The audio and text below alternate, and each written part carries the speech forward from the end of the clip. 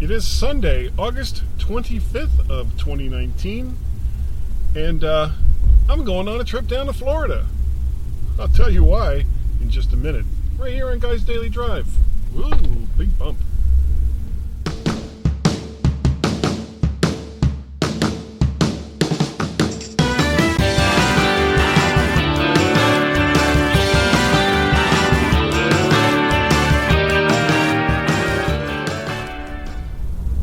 So a couple things that are going on.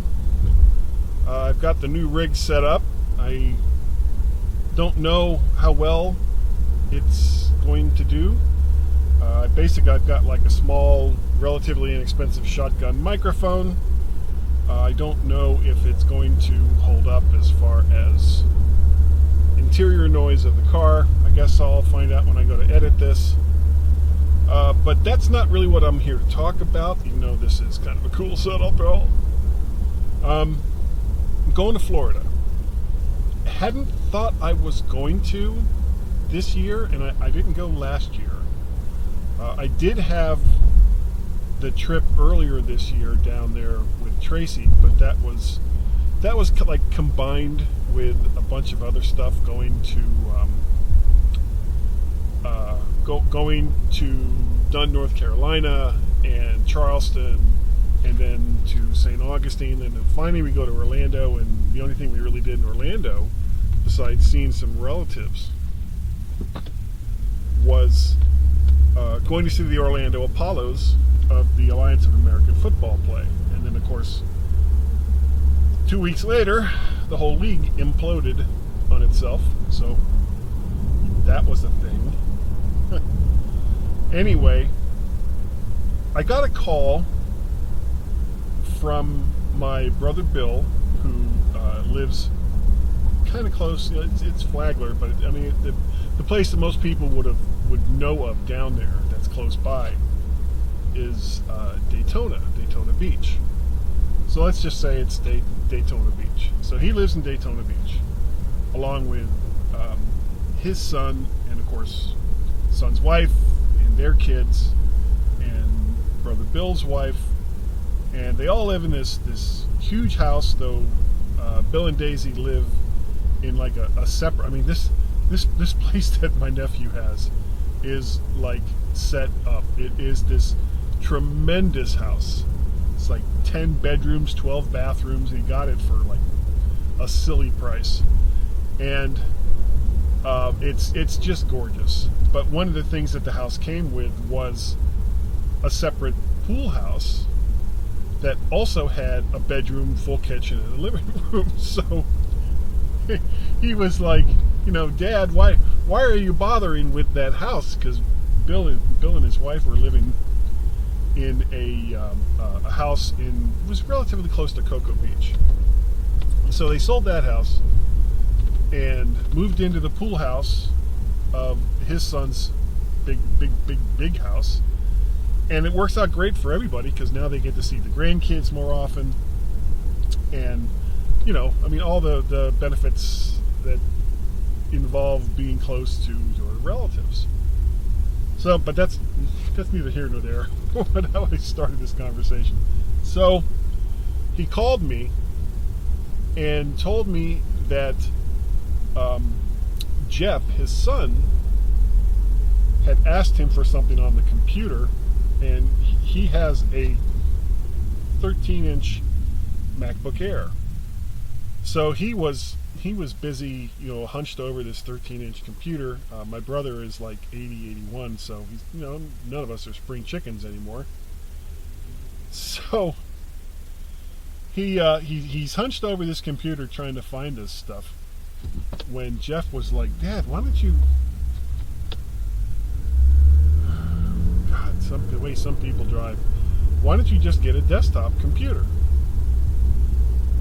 So he started to think about that, and the first thing he did was he called me. I'm like the computer family expert, which should frighten everybody. Anyway, so he asked me, well, what can I do to, turn this MacBook Air into something I can use on a desk, which is where he was mostly using it by then. So I did a little research, and I found some stuff. Then I thought some more, and I've got this Mac Mini that I'm not really using. So it was like, well, instead of turning your 13-inch 2012 MacBook Air, which isn't going to be that fast and doesn't have much storage, why don't we set you up with this Mac Mini? And I'm not charging him for the Mac Mini. It's also a 2012 Mac. It's a quad-core i7 Mac Mini, so it's no slouch. It's got 2 internal 1 terabyte drives, and so it's perfectly fine. As a matter of fact, it's way beyond fine as compared to what he's currently using. So it was like, okay, so that was going to be a thing. But then at the same time, as we were talking, he's got some programs that he uses that he can't replace anymore. Specifically, Adobe CS3, and all the programs that go along with that. He doesn't need more than that. The problem, of course, is Adobe no longer supports CS3. They don't support CS anything anymore, just their subscription service. So he has to stay on an older version of the operating system anyway, so that he can still use those programs. Anyway. Coffee. So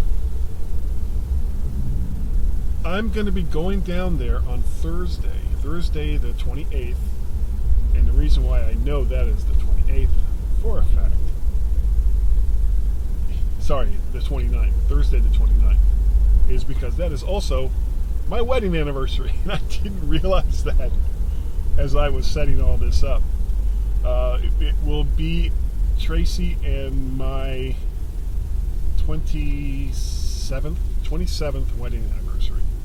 It's not like it's a magic number or anything. So, we're both kind of like, okay, whatever, no big deal. And it's not like we haven't been apart on our anniversaries before. So I'm not going to be there for my wedding anniversary, but I will be down in Florida. So looking forward to that.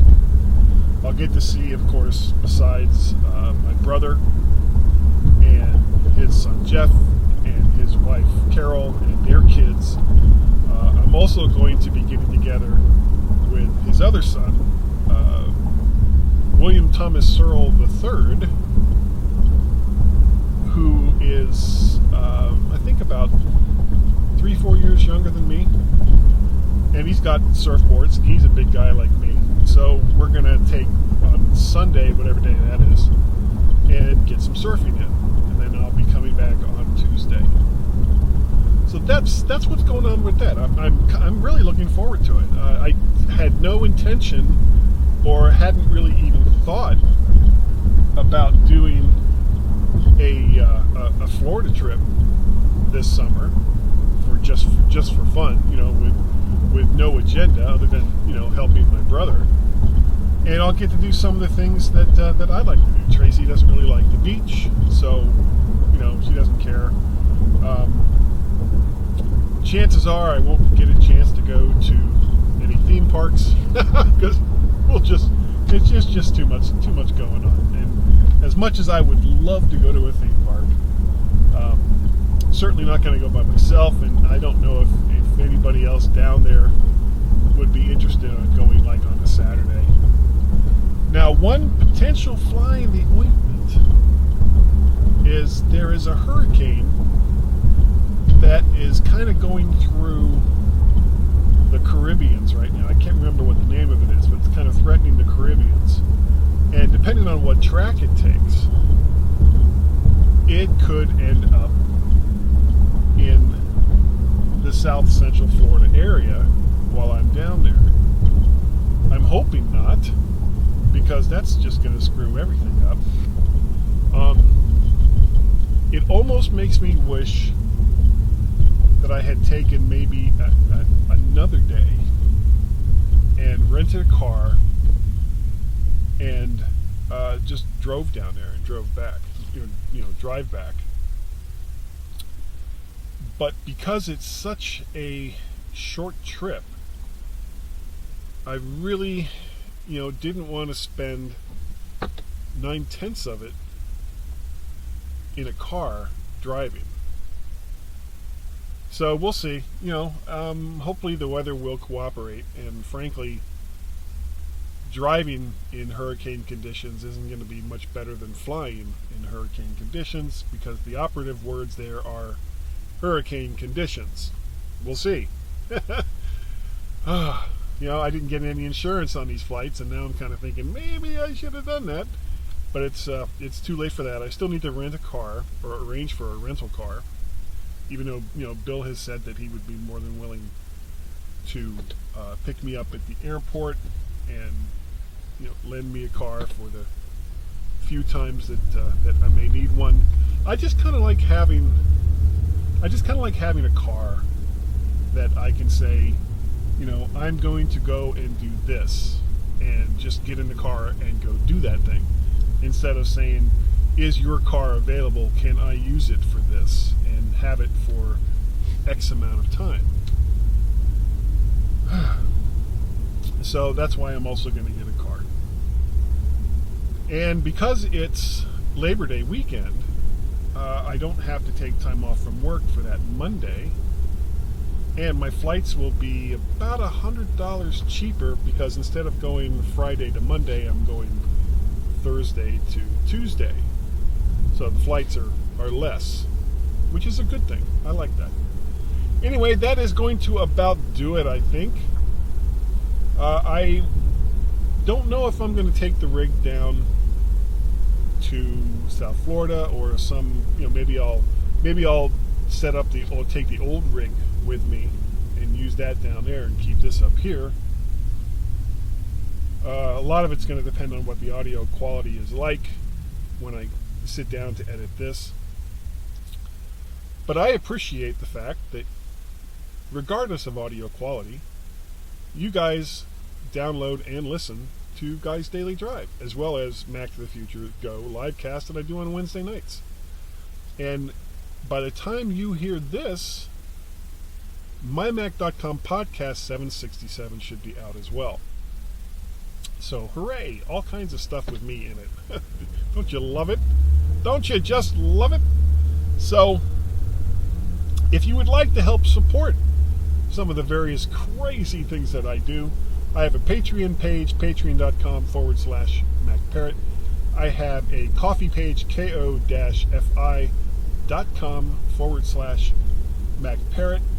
And at the suggestion of one of my former Patreon subscribers, Chris, he suggested that I get a PayPal page that will do pretty much the same as like Coffee or Patreon. So I set that up, and if you'd like to check that out, that's at paypal.me/, you guessed it, MacParrot. Of course, I have an email address, guy@mymac.com, and a Skype telephone number that I haven't talked about in a while that you can call, 703. What is that number? I can't think of what the stupid number. 703-436-9501, I think it is. 703-436-9501. Hope that's it. Otherwise, I'm going to look stupid. So I thank you again for joining me, watching and or listening to Guy's Daily Drive. And I will catch you next time right here on Guy's Daily Drive. Thanks again. Bye.